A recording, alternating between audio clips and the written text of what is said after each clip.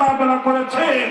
এদেশে এতে সত্যবন্দী মানুষের বুকের মধ্যে সাহস জন্মেছে এবং এই সাহসকে পুঁজি করেই আগামীর বিপ্লব হবে ইসলামের বিপ্লব। আর এই বিপ্লবটা ছিল ইসলামী বিপ্লবের পূর্বাভাস। কিভাবে পূর্বাভাস বলি? ছোট্ট একটা সিম্পটম বলি।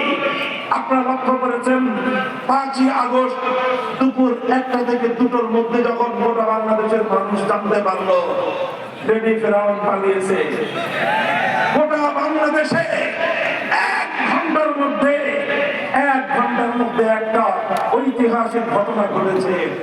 সেই ঘটনাটা কি? টেকনাফ থেকে তেতুলিয়ায় ভাস্কর্য নামে মুসলমানদের জনপদে যত মূর্তি বানানো হয়েছিল 1 ঘন্টার ব্যবধানে একটা মূর্তি আস্ত থাকে না। সেটা যত দুর্ভেদ্য জায়গাতেই হোক না কেন, হাইকোর্ট সুপ্রিম কোর্ট থেকে শুরু করে সেনানিবাস পর্যন্ত, রাজপথ থেকে শুরু করে অন্য একটা পাড়া এবং মহল্লার রাস্তার মোড় পর্যন্ত ভাস্কর্য নামক মুসলিম জনপদের শিরকের আখড়া সমস্ত মূর্তি ভেঙে গুড়িয়ে দেওয়া হয়েছে।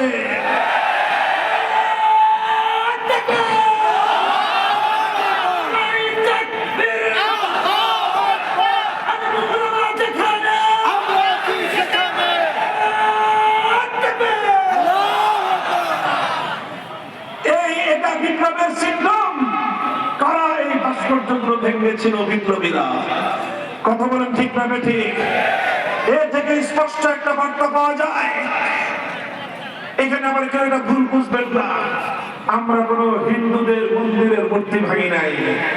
কথা বলেন ঠিক না ঠিক?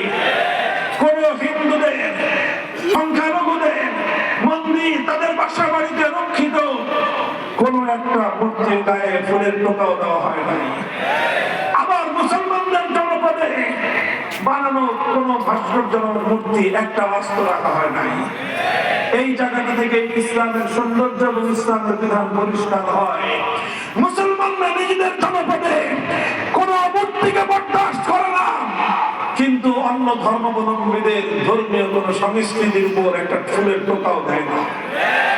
এটাই হলো ইসলামের সাম্প্রদায়িক সম্প্রীতির নজির। কথা বলেন ঠিক কিনা? আজ আবার স্পষ্ট পেলাম।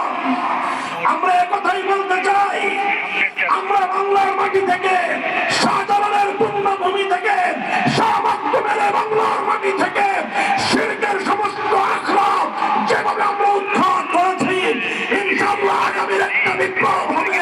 সেই বিপ্লব হবে আল্লাহর জমিনে মানব রচিত সমস্ত আইনকে উৎখাত করে আল্লাহর কোরআনের আইন এদেশে বিজয়ী করা হবে, বিজয়ী করা হবে, বিজয়ী করা হবে ইনশাআল্লাহ।